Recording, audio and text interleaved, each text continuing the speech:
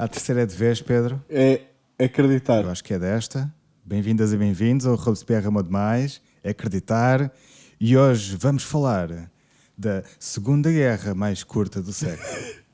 Já não é a primeira. Exato, afinal, exato. não é? Que aquela da Índia e do Paquistão acho que foi mais pequenina. Epá, já. Portanto, hoje o programa vai ser dedicado às guerras que Israel anda a fazer contra toda a gente. Um bocado contra o mundo, não é? Ali pelo menos o mundo à volta. E podemos começar pela aquela guerra dos 12 dias, em que Israel bombardeou o Irão mandou uns mísseis e bombardeou Israel, e depois bombardearam-se muito, e no fim ficámos a perceber, pá, não sei. Há pessoas que estão a ter... No fim, quem ganhou foi o Trump. Não, também não. Não, pois. Acho que, apesar de haver gente a tirar grandes ilações em relação àquilo que aconteceu e não sei o quê, epá, eu pessoalmente a cena é... Então vamos lá ver o que é que cada um queria. Israel queria acabar com o programa nuclear iraniano e queria claramente derrubar o regime iraniano vigente. O regime iraniano continua. O programa nuclear iraniano teve uns atrasos. Não está destruído, nem nada que se pareça, apesar daquelas declarações lindas do Trump a dizer que pronto, já ganhámos e o caraças e acabou, e agora quem disser que não ganhámos são os mentirosos, que é uma ótima forma de evitar qualquer debate. Mas, pois, não foi isso que aconteceu. Para o Irão, o objetivo seria também... por outro lado, mandar abaixo o regime do Netanyahu, afetar seriamente e danificar seriamente a economia israelita, que não caiu. O Netanyahu continua no poder. E por outro lado também fazer um bocado, ou tentar daqui de alguma forma, fazer com que o exército israelita perdesse aqui um bocado gente e apoio interno, não apoio externo. Portanto, e efetivamente houve muita gente que fugiu de Israel, como é habitual, já quando começou a guerra com o Hamas em Gaza, ou a guerra contra Gaza. Portanto, houve muita gente que fugiu.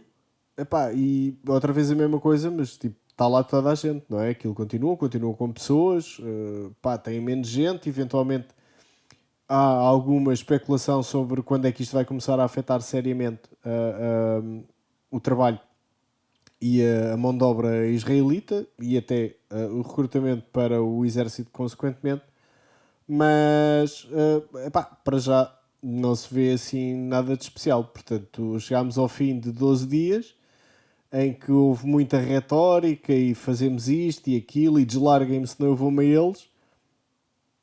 Pois, e então? Pois, acho que não aconteceu assim nada do outro mundo. Achas que houve uma performatividade entre os Estados Unidos e o Irão? Ou seja, os Estados Unidos disseram, olha que nós vamos atacar o Irão. Ai, que bandidos que nos vão atacar. Está bem. Ou seja, achas que foi propositado para depois poder dizer a Israel, olha, estão a ver, nós até vos ajudámos e tal. Houve ali uma certa performance, efetivamente, não é? Aquele ataque dos Estados Unidos, foi... Tecnicamente aquilo foi muito bem feito, é muito difícil e provavelmente só os Estados Unidos do momento é que conseguem fazer aquilo que fizeram. Portanto, um ataque coordenado com vários aviões a largar bombas de muito alto calibre umas atrás das outras e a acertar exatamente no mesmo alvo ou exatamente no mesmo sítio, depois de fazerem milhares de quilómetros em voo sem parar para reabastecer. Portanto, o reabastecimento foi aéreo.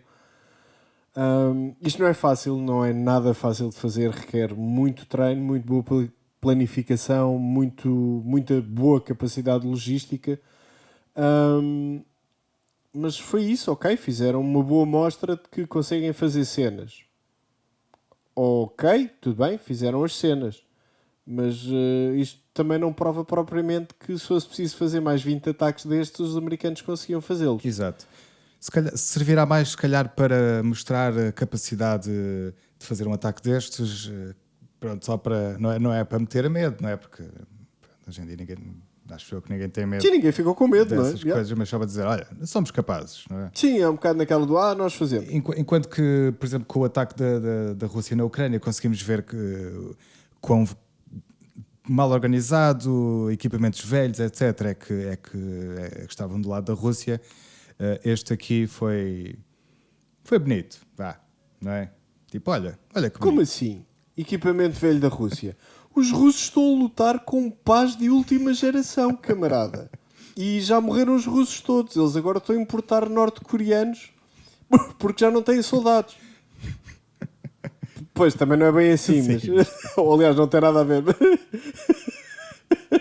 Sim, mas há aqui diferenças. Há aqui diferenças significativas. A Força Aérea Russa, por exemplo, não consegue ir bombardear Kiev todos os dias que lhes apetece. E isso é uma diferença. Não é? Lançam mísseis, lançam drones, ok, tudo bem, e conseguem atingir. Mas se quiserem mandar aviões para todos os dias largar bombas em Kiev, não o conseguem fazer. Ou pelo menos ainda não mostraram que o conseguem fazer. Sim. Eu queria só dar uma notinha muito breve em relação aqui a duas coisas que para mim são relevantes, que eu como sigo estas coisas. E quem nos ouve, pronto, acaba também por seguir, porque pronto, senão o que é que vocês estão aqui a fazer ao ouvir-nos? É um bocado por aí. A cena o primeiro ataque de Israel é efetivamente muito bem feito. É uma coisa que apanhou toda a gente um bocado com as calças em baixo. Conseguiram mostrar claramente que conseguiam destruir, pelo menos a nível da parte ocidental do Irão e até da parte central, conseguiram destruir a capacidade antiaérea do Irão. Conseguiram assassinar uma série de pessoas que eram importantes, mas não tem nada a ver com o ataque ao Hezbollah, que basicamente incapacitou o Hezbollah, pelo menos de momento, e não sabemos quando é que o Hezbollah poderá recuperar. Eu segui as notícias e no Irão, no próprio dia ou no dia a seguir, os gajos foram assassinados, foram substituídos. O sucesso de assassinar aquela gente foi zero. Zero. Por outro lado, o Irão mostrou, apesar de na primeira semana haver ali, ou na primeira semana, nos primeiros dias houve ali um crescendo do número de mísseis que iam sendo atirados contra Israel, mais ou menos os estragos eram sempre os mesmos, ou quer dizer, não eram sempre os mesmos, era sempre mais ou menos no mesmo número. Para os últimos dias, os iranianos estavam a mandar apenas umas dezenas de mísseis, com algumas centenas de drones, ou tipo 50 drones, e o que é certo é que os mísseis estavam a passar e cada vez mais. O que mostra muita fragilidade daquele sistema aéreo, de defesa antiaérea, de vários países. Portanto, não vamos brincar que foi Israel, foi a Jordânia, foi os Estados Unidos da América com vários barcos lá ao lado e a coordenação e recolha de dados e a capacidade de espionagem e inteligência americana ao serviço da sua província no Médio Oriente, que é aquilo que é Israel. E ao fim de, 12 dias estavam-se a ver à rasca para conseguir interceptar mísseis. O que fica a pergunta, não é? Então, e se em vez de 12 dias fossem 20, se fossem 30, se fossem 40? É que o Irão aparentemente não estava... apesar de estar a disparar menos, parece que a dificuldade estava a ver com a zona de onde são lançados muitos deles estar afetada e estar danificada pelos bombardeamentos iniciais, e estarem com alguma dificuldade, e isso viu-se, em fazer disparos de plataformas móveis, portanto, que são os caminhões mais ou menos que andam de um lado para o outro, só que são os caminhões muito grandes e não dão propriamente para esconder muito bem. E Israel conseguiu algo nas perspectivas mais otimistas entre 4 a 6 que foram destruídos. Segundo a propaganda de Israel foram dezenas, mas não pareceu ser um número reduzido, mas de facto aquilo também eles não têm assim tantos quanto isso, e não é só não serem tantos, podem até ter bem mais, mas torna-se muito arriscado estares a enviar caminhões daqueles para fazer meia dúzia de disparos e todos os dias estás a perder caminhões. Portanto, chegas a uma altura em que já não há caminhões e não é assim com tanto tempo. Portanto, houve aqui algumas capacidades que ficaram demonstradas dos dois lados. Agora, falar de vitórias, falar de grandes ilações, é pá, lamento. Eu pelo menos não consigo. Não consigo ver onde é que está essas grandes ilações e há mais pessoas a dizer exatamente a mesma coisa, que foi, pá, foi muito estranho. Há inclusivamente, vi um artigo aqui há uns tempos a dizer que fazia lembrar aquelas batalhas performativas que havia até boa parte da idade do bronze e do ferro, em que o pessoal chegava a um sítio, tirava umas lanças, chamavam os nomes à meio uns dos outros. Lá de vez em quando havia dois gajos que se punham à trolha lá no meio entre os dois exércitos, e no fim toda a gente ia para casa e aquilo era mais ou menos um piquenique com um bocado de hooliganismo. Epá, e de facto, sim, acho que o gajo tem uma certa razão quando diz isso, que foi assim uma cena muito performativa, mas com muito pouco impacto real. Queres falar de. Aliás, dizer que nós estamos a gravar dia 24/7/2025 e. É melhor, é sim. melhor. Sim, 24 de julho. E aqui há coisa de 3 dias a casa. Não sei traduzir os nomes lá das cenas políticas americanas. O House, pronto, of cenas, votou contra uma amenda que ia retirar 500 milhões em fundos para Israel.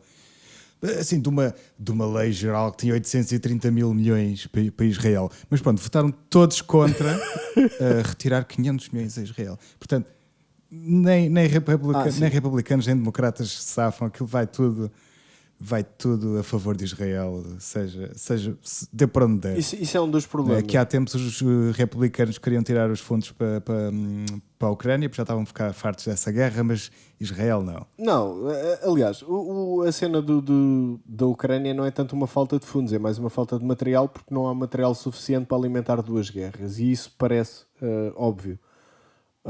Acho que já é um bocado inegável, tirando, pronto, sei lá, aqueles comentadores da televisão portuguesa que, pronto, o pessoal que andava a dizer que os russos andavam a lutar com paz e coisas do género e que já tinham morrido para aí tipo 20 trilhões de russos na Ucrânia e coisas do género. Epá, não vale a pena comentar. Isso é disparates, portanto não vale a pena comentar. Agora, por isso é que eu também digo que Israel não é propriamente um Estado. Para além de não ser um Estado propriamente reconhecido por toda a gente no mundo, a entidade sionista que existe, de seu nome Israel,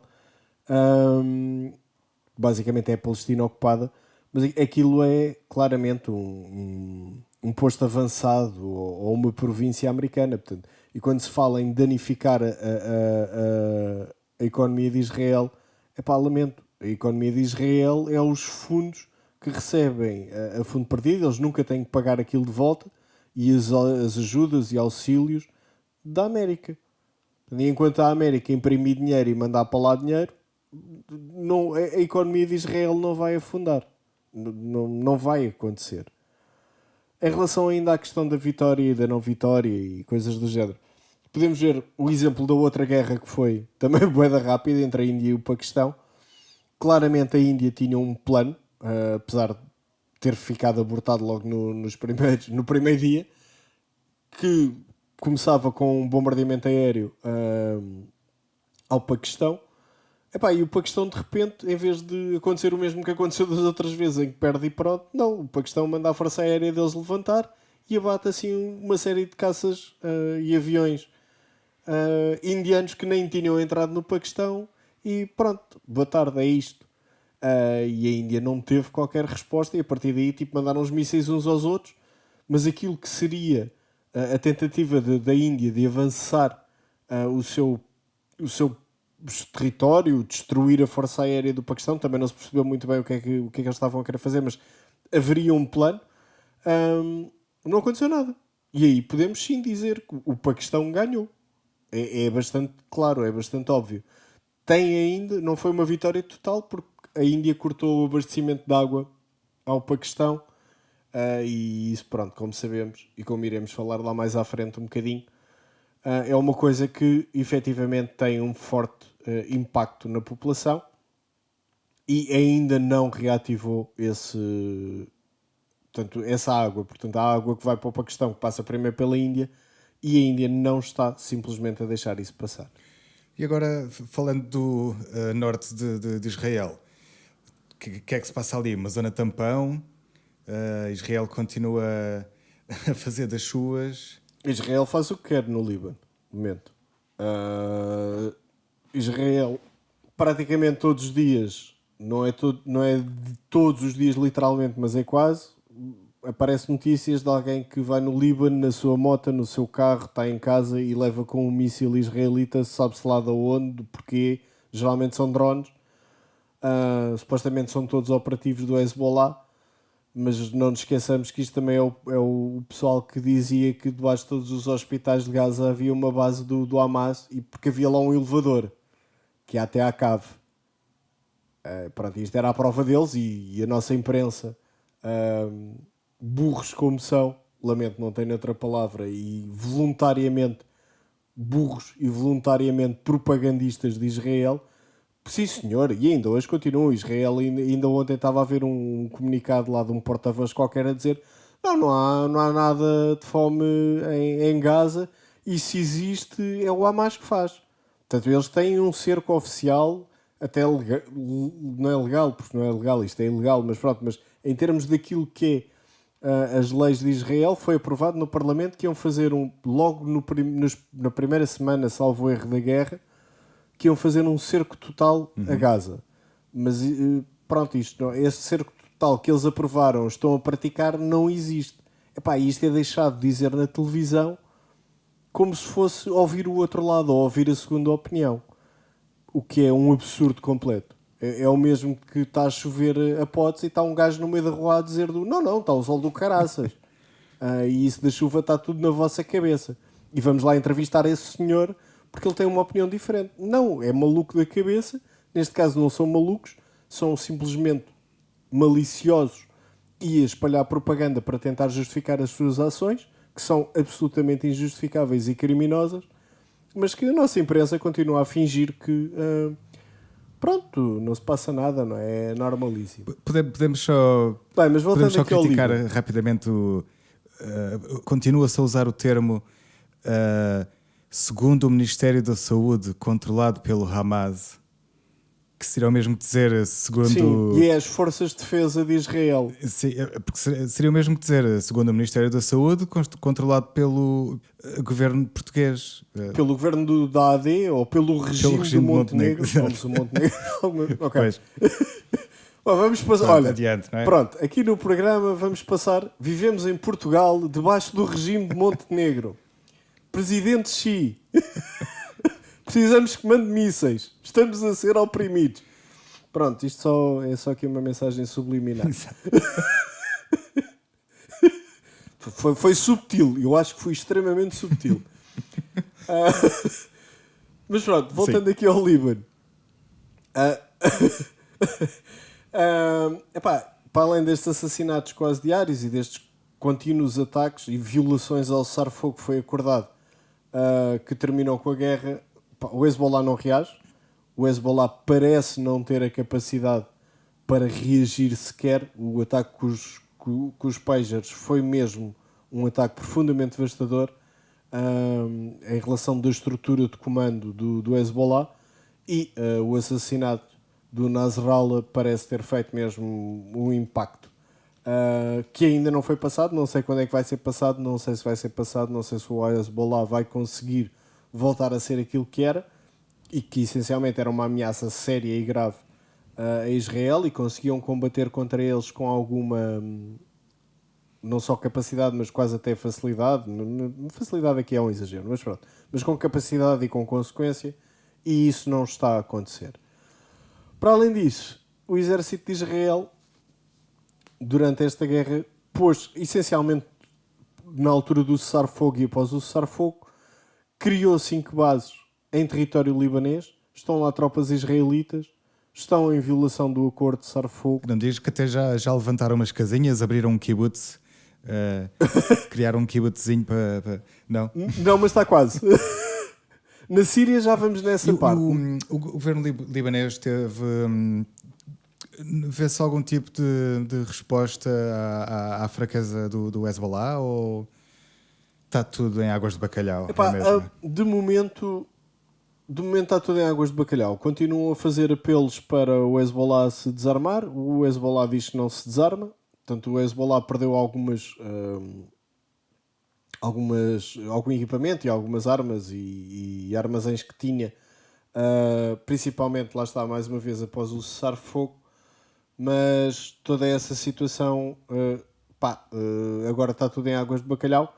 Estamos no ninho, até porque o exército libanês basicamente é uma anedota. O exército libanês tem armas ligeiras, portanto morteiros, lança-rockets daqueles de ombro ou lança-mísseis, tem jipes, acho que tem assim meia dúzia de veículos blindados, e é isso. Portanto, basicamente é uma força policial daquilo que seria tipo a nossa brigada rápida de intervenção, ou para o pessoal, quando conhece mais das séries, o SWAT americano. Pouco mais do que isso. Isso não é um exército, lamento. Mas pronto, estamos assim no impasse. E em relação a Israel, de vez em quando Israel entra lá numas aldeias e parte mais umas casas e manda abaixo mais umas cenas, lá vai o exército libanês com os seus jeepzinhos e tipo falam muito e ralham muito e tipo há assim umas trocas de palavras azedas, e os israelitas lá se retiram por norma, mas não passa disto. E no dia a seguir, se for preciso, estão a fazer exatamente a mesma porcaria e exatamente a mesma história, à espera que, sei lá, o exército do Líbano ou perca a paciência, perca a vontade ou perca a gasolina e não consegue mandar os jipes. Muito bem. E nordeste de Israel, vamos para a Síria. A nordeste, então temos a Síria, não é? Ou tínhamos a Síria. Vamos ver se temos a Síria muito mais tempo. Eu aconselho para o pessoal, e depois vamos pôr no nosso canal Telegram um podcast que eu e o Bruno fizemos na altura ainda da guilhotina, a explicar mais ou menos o que é isto do Hayat Tahrir al-Sham, ou melhor, a Al-Nusra, ou melhor, a Al-Qaeda, porque é isso que eles são. São um grupo de jihadistas da Al-Qaeda que se desentenderam por causa de nomes. E não foi só se desentenderam, foi um rebranding, não é? Agora em linguagem moderna e empresarial.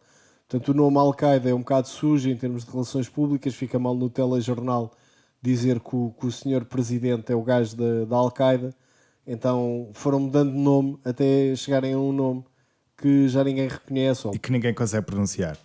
Exato. Pá, eu digo Hayat Tahrir al-Sham, mas eu devo estar a assassinar esta cena de uma ponta à outra. Mas pronto, basicamente passaram de terroristas e uma ameaça ao mundo ocidental e livre, que de alguma forma, portanto, terroristas são, não é? Ou terroristas, ou não têm força aérea, são terroristas. Sim, mas é um grupo de gente asquerosa, jihadista, que defende coisas que nenhum de nós quereria viver num regime sobre elas. Para serem uns barbudinhos simpáticos, e que até agora o Al-Julani, ou como é que o gajo chama, que é o presidente, até já se veste melhor que o Zelensky, porque anda de camisinha e não sei o quê, e fato. O Zelensky, ainda me lembro daquela altura em que ele andava só de t-shirts, até depois haver aquele desaguisado na Casa Branca, com o J.D. Vance, e pronto, o senhor mudou um bocado de visual, mas já voltou à coisa. Ora então, o que é que aconteceu aqui? Israel claramente participou no derrubo do regime do Assad. O Assad malvadão, das bombas barril, que estava prestes também a, não sei, a fazer o quê, mas também era uma ameaça muito grande. E até houve muita gente à esquerda que estava do lado do Hayat Tahrir al-Sham e a chamar, na altura, à guilhotina, de sadistas e coisas do género. Eu fui chamado de sadista, malandro, quando dizia que, está bem, o gajo pode ser mau e é um ditador, ok, mas os outros gajos são Al-Qaeda, pessoal. Se calhar não é assim lá muito... Não é propriamente um progresso. Mas pronto. Esse pessoal desapareceu todo. Agora já ninguém se lembra de ter na altura sido a favor da Al-Qaeda, que era o Exército Livre Sírio. Na altura era outro nome que Mas eles mudaram de nome muitas vezes. Pois, mas vão ter que acabar por escolher um nome, uma coisa sonante, uma coisa bonita, que até fique mal na boca do Trump dizer vamos acabar com o... Fica a ideia. os gajos que cortam a cabeça aos prisioneiros de guerra. Ah, não, pera. Espera que isso também somos nós. Exato. Depois é confuso, depois ninguém sabe de quem é que se está a falar e o caraças. É muito complicado. Mas pronto, o regime caiu. Ficaram aparentemente uma série de tropas leais na zona alauíta na costa, que já entraram em combates com o regime atual da Al-Qaeda, e a zona alauíta parece não estar sob o controle do regime central da Al-Qaeda, e ficaram BFFs de Israel. Portanto, o Al-Julani e a sua Al-Qaeda ficaram tipo bué amiguinhos e estão a querer normalizar e estão a querer ser bué amigos de Israel. O que é que Israel fez? Bem, imediatamente a seguir à queda do Assad e à tomada de posse pelo Ayat Tahrir al-Sham, o que fez foi destruir literalmente a força aérea, as defesas aéreas e a marinha da Síria. Com amigos destes, quem é que precisa de inimigos? A seguir invadiram o resto que conseguiram dos Montes Golã, criaram 7 bases militares e invadiram várias povoações, incluindo a cidade de Quneitra, que entretanto já estava com a população muito diminuída, provavelmente até abandonada em resultado da guerra civil. E para além disso, lançaram um ultimato ao regime de Damasco a dizer que, meus amigos, vocês para sul de Damasco não podem mandar tropas, porque senão a gente bombardeia-vos. Lá está, amigos. Portanto, a expansão israelita está em pleno curso, em toda a velocidade possível, mas isto causa um problema também a Israel, que é a falta de pessoal e a falta de tropas. Não há tropas suficientes para estar em todos os sítios ao mesmo tempo. Na Síria, no Líbano, em Gaza, agora também na Cisjordânia. Agora não, mas também na Cisjordânia. Simplesmente não há soldados suficientes. Eles não podem ter mais soldados sem lixar completamente as suas empresas. Tipo, e fazer tudo parar em Israel porque falta gente para trabalhar porque está na guerra. Sim, e também diga-se passagem também que estes territórios não são nada pequenos. Nada pequenos. Nada pequenos. Vão acrescentar bastantes quilómetros a Israel. E aqui o que fizeram, a solução foi arranjar uma população que é os drusos, que são, portanto, daquilo que será o suoeste da Síria, já encostado a Israel, e estão a dizer que vão fazer deles, olha aquilo que falávamos no último episódio que a PIDE faz com as minorias étnicas, ou que fazia durante as guerras coloniais de Portugal. Portanto, estão a criar ali um proxy, portanto, uma população e um conjunto político que lhes é favorável para serem independentes, e Israel será tipo o garantidor ou quem garante essa mesma independência, portanto, criando ali uma região autónoma, não da Síria, mas de Israel.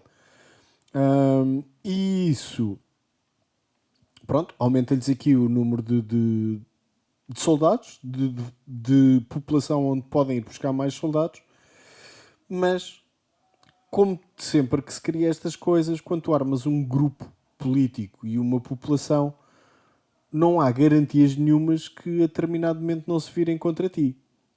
Isto é uma história tão velha como o tempo. Até agora ainda não aconteceu nada de especial, tirando nos dias em que houve uns civis israelitas de origem drusa que passaram a fronteira supostamente contra as ordens de Israel. Parece que houve uma cena de pancadaria, mais ou menos, e palavras assim um bocado tortas entre o exército israelita e esses drusos que passaram a fronteira, mas o que é certo é que os gajos passaram e o exército israelita também não foi atrás deles. A fronteira é a nova fronteira, portanto, fronteira já dentro do território da Síria. Israel parece também estar a querer aproveitar para lançar uma ideia pela qual eu próprio também já manifestei a minha simpatia anteriormente, mas que é como tudo, não é? Uma pessoa está sempre a tempo de mudar de ideias, não deixo de ser empático com a causa curda, não deixo de ter apoio pela causa curda e achar que o Kurdistão devia ser livre e ser um país independente. No entanto, não acho que isso seja a custo de ser aliado de Israel.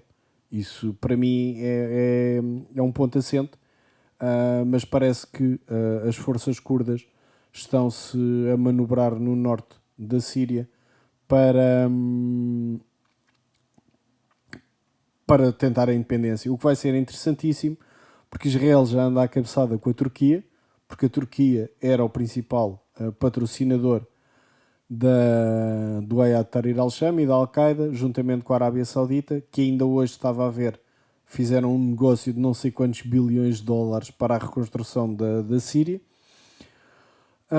Mas isto cria aqui um cenário extremamente interessante em que não só poderá haver guerra civil da Síria destes grupos a quererem se tornar independentes, como, para mais, poderá haver aqui um outro problema bem interessante e grave, que é uma possibilidade de confronto entre Israel e a Turquia.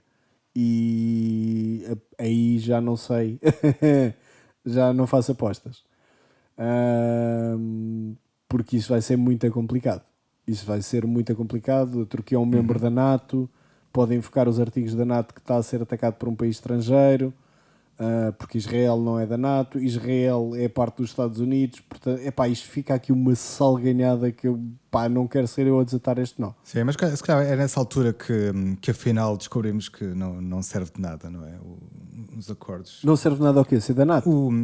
Isso ou seja, que as leis só servem quando desinteressam. É como os tribunais internacionais, não é? Dos direitos humanos só serve para ditadores africanos. Não é para julgar o Netanyahu, não é? Nem o Ben-Gvir, nem nada disso. Israel não vai aparecer no Tribunal Internacional de crimes contra a humanidade, de genocídio. Não, isso não vai acontecer nada. Estamos a assistir em direto a ordem internacional. Exato, à queda. À queda, sim. Claramente. A ordem internacional, de momento, ou aquilo que era as leis internacionais, ou a ONU, todo esse tipo de instituições, são uma anedota e só existem para fachada. É absolutamente inegável.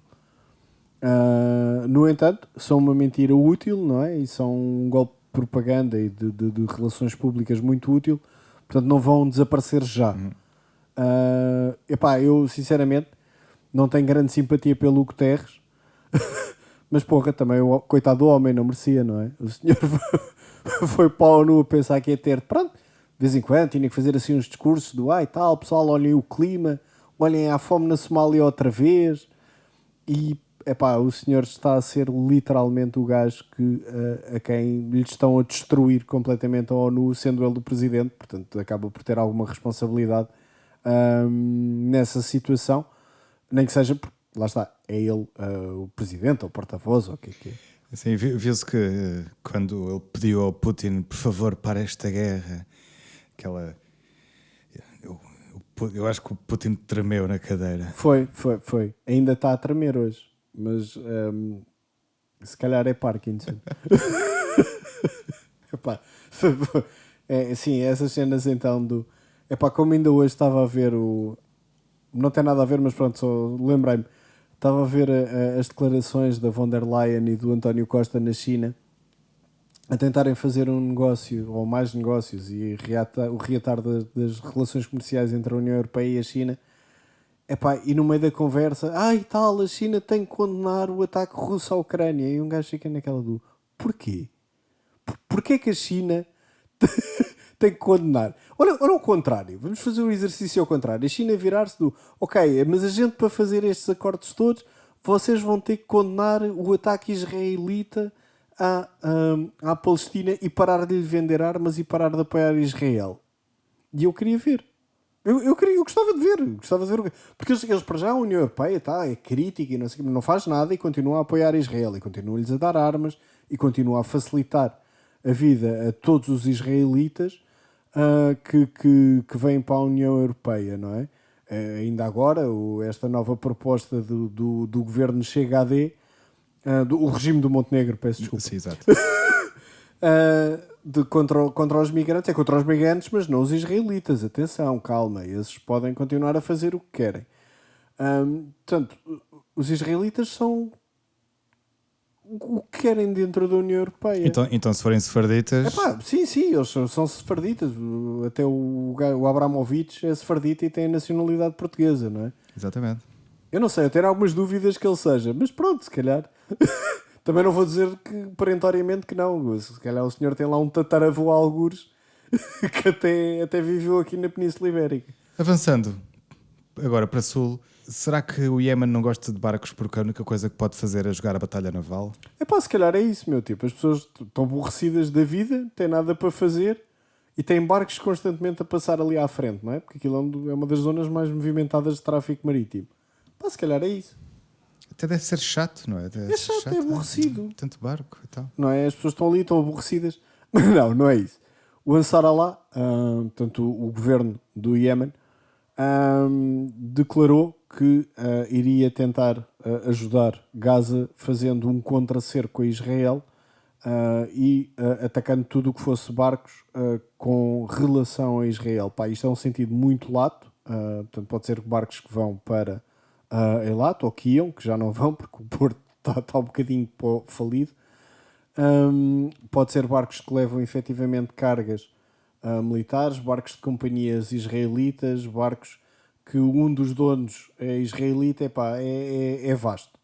E já se viu que é assim uma coisa bastante... às vezes é difícil de saber e tem que se perceber muito bem o que é que é. Mas pronto, mas estão a fazer um contra-cerco e efetivamente com algum sucesso, tanto que o Porto de Eilat, que é o único porto que Israel tem no Mar Vermelho, está praticamente na falência e estão a tentar reunir dinheiro para reativar aquilo, porque aquilo foi-se. Por outro lado, não é suficiente, não é? Não está a impedir a chacina que está a acontecer em Gaza. O Iémen bem tenta lançar de vez em quando uns mísseis contra Israel. Alguns têm atingido, a maior parte não atinge, é interceptado, mas pelo menos lança uma confusão do caraças. Fecha portos, fecha aeroportos e não sei o quê. Faz os israelitas correrem muito para os abrigos. Também lhes faz bem, não é? Correr é bom, faz bem ao coração, ativa e cenas. Curiosidade, porque eu não sei, o Iémen está ainda mais longe do que o Irão. Eles têm capacidade de mísseis com esse alcance? Sim, eles têm mísseis que chegam lá. Eles não estão a usar todos os mísseis que têm, nem todos os tipos de mísseis que têm. Aliás, viu-se agora com os últimos ataques mais recentes a 2 barcos. Já não foi só mísseis tipo os antigos Scuds, como eles estavam a fazer, que geralmente caem ao lado do barco. São mesmo situações em que portanto, estão a usar, fizeram mesmo ataques certeiros com mísseis de cruzeiro, fizeram ataques complexos com vários barcos e lanchas rápidos que têm. E afundaram os barcos, ao contrário das outras vezes que basicamente os tentavam assustar e estava a ser mais do que suficiente.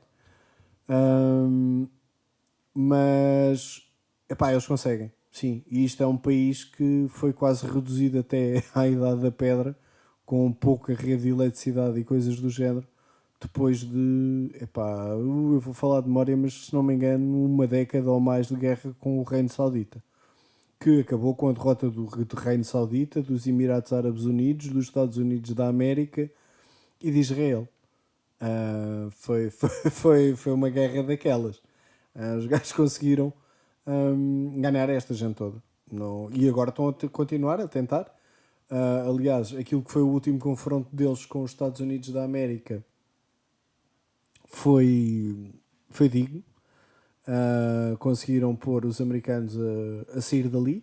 Os americanos mais uma vez cantaram vitória e que estava tudo acabado e não sei o quê, e tinham destruído toda a capacidade dos autos. É aquelas declarações do Trump. Mas como se vê nas últimas semanas, isso não foi o que aconteceu. E o Ansar Allah continua a atacar navios e continua a conseguir atacar seriamente Israel. apesar de o sucesso ser efetivamente baixo. E essa situação do Iémen com os Estados Unidos também comprovou um bocado que a doutrina marítima vai ter que, doutrina de guerra, não é? Vai ter que mudar, porque assim como vimos coisas a mudar na Ucrânia, Sim. agora com os drones.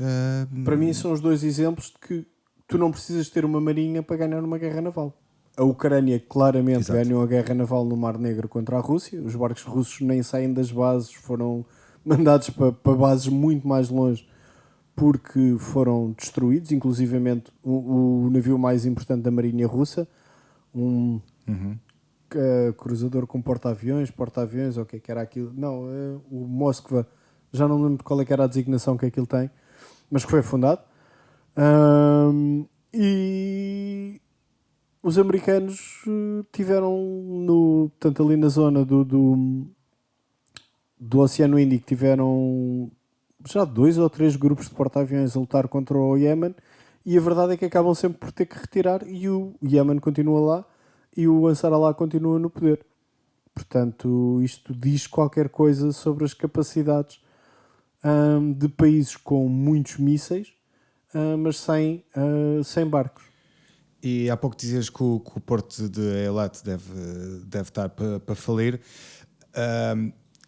Não quer dizer necessariamente que os barcos tenham decidido, que as companhias transportadoras tenham decidido deixar de passar lá. Se calhar foi mais uma questão de os seguros aumentaram. Sim, o problema... Tornou-se um problema financeiro para os barcos passarem. Sim, apesar dos seguros não terem aumentado assim tanto, mas o custo e o risco que é de ficares sem um barco, ou ficares com o barco danificado, ou teres que pagar indenizações porque entretanto não sei quantos marinheiros morreram, é grande. E então optaram por, ou consideraram que seria economicamente mais viável fazer o caminho à la Vasco da Gama e vão pelo Cabo da Boa Esperança dar a volta. Quem diria? Estás a ver? Estamos no grande período da volta. Estamos aí, pá. É Portugal começar a meter-se, os portugueses começaram-se a meter em barcos e olha, refazemos o império, pá. É desta. Isso não fala ao Ventura. Também ouvi dizer que andavam a pensar meter propulsão a vento nos barcos, ou seja, sim. velas. Sim, velas. Pronto. Mas pronto. Sim, isso é um dos projetos malucos que anda para aí dos Tech Bros. Sim, porque tipo, as velas nunca existiram nos barcos. Nunca Exato. ninguém se tinha lembrado dessa merda. Uma brilhante inovação. Não é? Mas bom, à parte, Palestina. Fogo, pronto. Todos os dias vemos, quer dizer,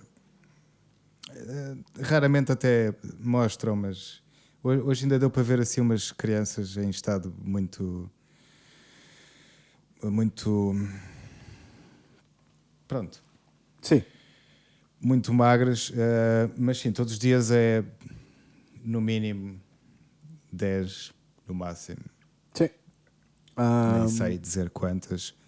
E mais só de fome, não é? Mais umas dezenas de palestinianos mortos por estarem a tentar obter comida para levar para casa. E esses são assassinados junto aos postos de suposta ajuda humanitária e distribuição de comida, que não são, portanto, são uma frente, são mais uma relação um golpe de relações públicas dos Estados Unidos e de Israel. Eles estão lá para matar palestinianos, não estão lá para lhes dar comida. Sim, porque o nome é bonito, não é? Mas depois o que de facto acontece lá é outra coisa. É completamente outra coisa. Mais os bombardeamentos. E vale a pena dizer até que tipo de tropas é que foram colocadas lá nesses postos? Estão tropas do exército israelita, estão private contractors, portanto mercenários. Exato. E alguns soldados americanos. Não sei se na função de mercenários, se na função de soldados emprestados. Por acaso não vi isso, mas estão lá tropas.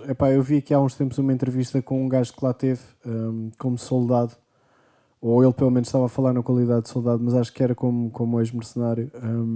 E o que o gajo estava a dizer é que, tipo, é o pessoal que foi para lá, é o pessoal com menos treino, é o pessoal que acabou de entrar, foram à maluca, nem sabiam para onde é que iam, e a ideia de mercenários é estar em combate, ou pelo menos aguardar posições, epá, sei lá, edifícios governamentais, sítios de petrolíferas, portanto, onde se faz os furos e onde se faz a recolha do petróleo, minas e não sei o quê. Portanto, é gente que está num sítio para guardar e toda a gente se aproxima é para, para dar tiros se não disserem as palavrinhas certas ou se não mostrarem o documento certo. E de repente tu Exato, é viras, uma conjugação de fatores não, e de repente viras para estas muito pessoas e dizes: propícia a isso. não, agora tu vais distribuir farinha a pessoal que está a morrer de fome. Claro que isto vai correr mal. É tipo, Portanto, se a faixa de Gaza vai ser o novo empreendimento do Trump, sim, a vai. Cisjordânia vai ser. Vai ser um colonato. Pelo menos esta é a intenção. Eu estou a dizer isto com quase como se fosse uma certeza e garantido. Não é, como é óbvio, nada é garantido. As coisas podem mudar, pode haver muita coisa e essencialmente pode entrar comida em Gaza e água, que seria algo que iria modificar tudo. Eu sei que o pessoal gosta muito de ver os vídeos do Hamas. Epá, e há vídeos de facto que são, pá, cenas inacreditáveis. Ainda no outro dia falávamos, não é? Dos gajos que atiraram um explosivo para dentro de um tanque, tipo, foram a correr de chinelas junto a um tanque israelita. Aquilo estava com a escotilha aberta, atiraram uma bomba lá para dentro e mataram os gajos todos que lá estavam dentro. Epá, tipo, isto requer coragem, requer disciplina, requer muito sangue frio. Epá, e epá, é uma ação militar, poucos exércitos conseguem fazer. Pois está bem, mas isso não dá de comer às pessoas que estão em Gaza. E o problema é esse. Depois a fome tem um efeito terrível. Acho que já tínhamos falado nisso na guilhotina quando foi de falarmos do Iémen.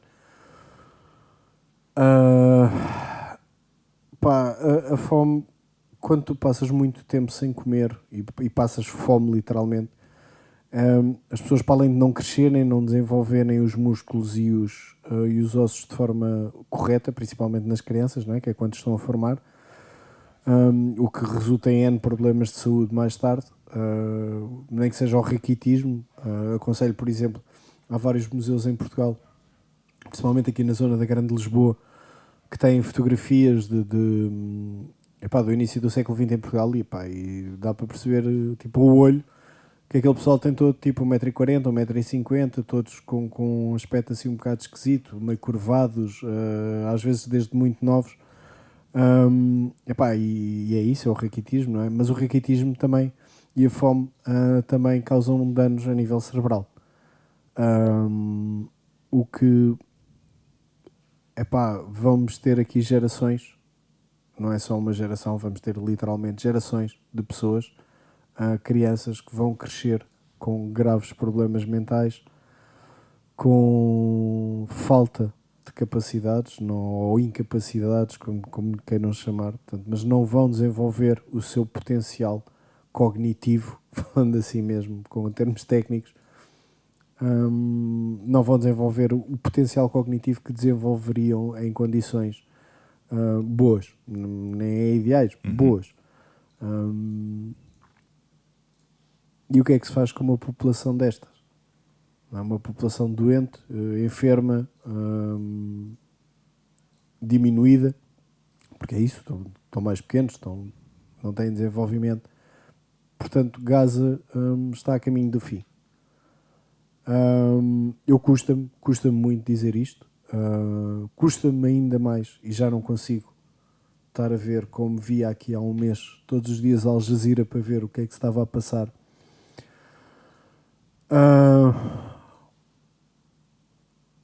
É uma grande merda.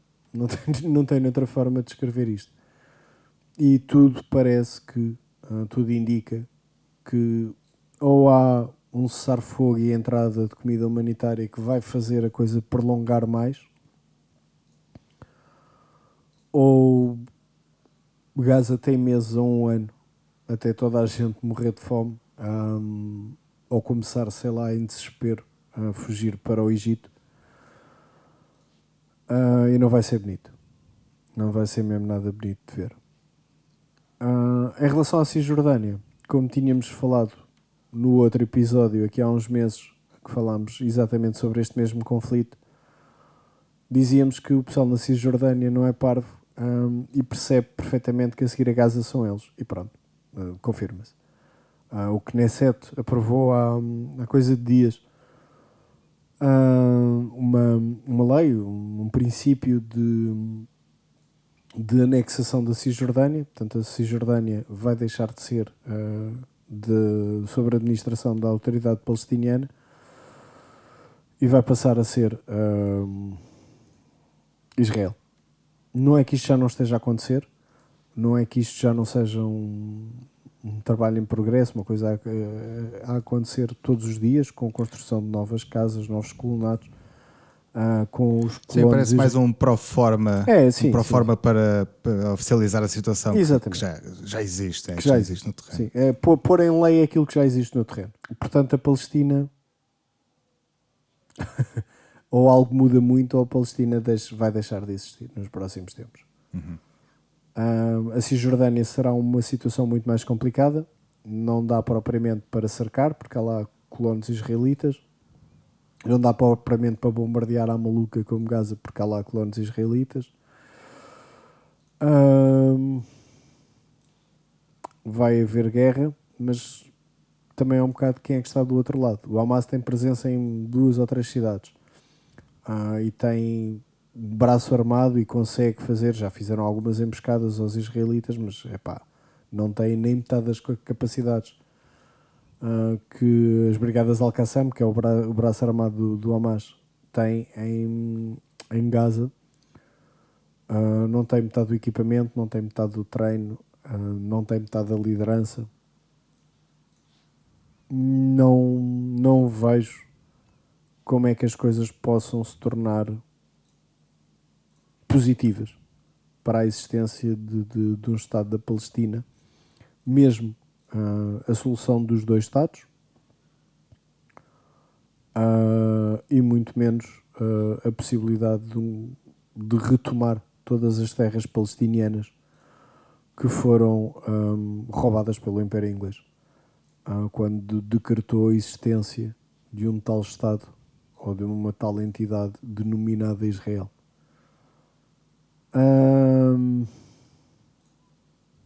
É um tom mesmo muito desanimador este fim de programa, mas pronto, o que eu vos posso dizer para vos animar, para quem nos está a ouvir: eu sou um gajo extremamente pessimista, sou um gajo muito pessimista na minha forma de estar, de viver, a nível interpessoal, mas também de análise. Portanto, olhem, vamos esperar que seja só eu a ser pessimista e que a realidade tenha qualquer coisa que me está a escapar e que de facto há esperança e que há uma possibilidade de um futuro melhor para Gaza e para a Palestina. Sim. Eu não o vejo, lamento. E se calhar com esta mensagem despedimos-nos. Isto começa a ser como o Bernardo. Então, e com esta mensagem tão animadora, despedimos-nos agora, malta. E é sempre tipo no mais depressivo de todo o programa. Olha, estamos a seguir os mestres. Bem, pode ser que lá para a altura do Natal os episódios sejam mais divertidos. Vamos tentar por isso.